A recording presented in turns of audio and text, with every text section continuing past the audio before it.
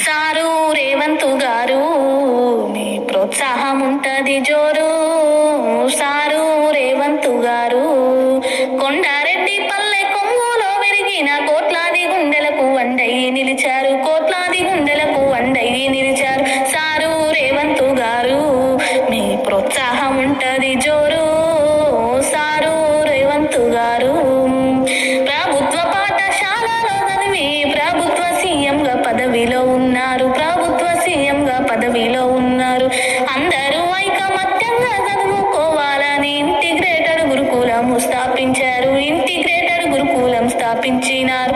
తల్లిదండ్రుల కంటే గురువులే ముందని వారి వల్లే మంచి స్థాయిలున్నారు. సారు రేవంత్ గారు మీ ప్రోత్సాహం ఉంటది జోరు.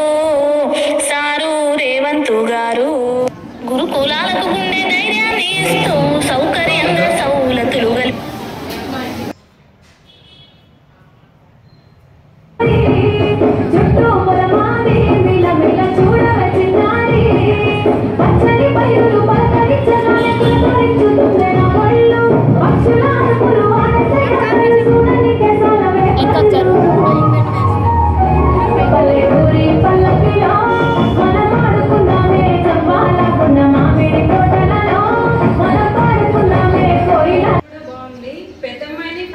కాలేజ్లో జాయిన్ చేసినప్పుడు చాలా భయపడ్డాను. తర్వాతకి చిన్న పాపను కూడా ఇక్కడే కాలేజ్లోనే జాయిన్ చేశాను. అయిపోతుంది. అది అయిపోయిన తర్వాతకి మేము ఫ్రెష్ అప్ అయిపోయినాక మళ్ళీ పిల్లలు ఎక్కడ టైం వేస్ట్ చేయొద్దు అని చెప్పేసి స్టడీ అవర్ కండక్ట్ చేస్తాం. నేషనల్కి 12 మంది సెలెక్ట్ అయ్యారు అథ్లెటిక్స్ లో.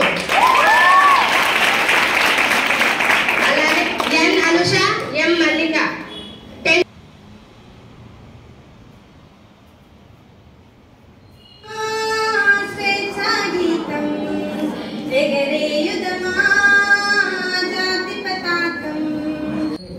Bhuvanagiri as well as Mahendra ఇద్దరు కూడా ఇక్కడ ఉన్నారు కాబట్టి.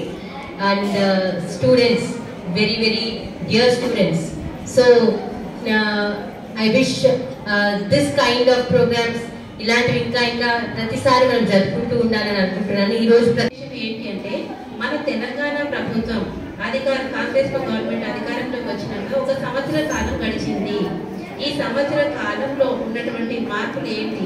ప్రత్యేకంగా హాస్టల్ విద్యార్థులు సంక్షేమ శాఖలో ఉన్నటువంటి వాటికి మన తరపున ఏమి లాభం జరిగింది? గవర్నమెంట్ సౌకర్యంగా సౌలతులు కల్పిస్తుండ్రు. చదువుకుంటేనే రాష్ట్రము బలపడునని విద్యా సంస్థ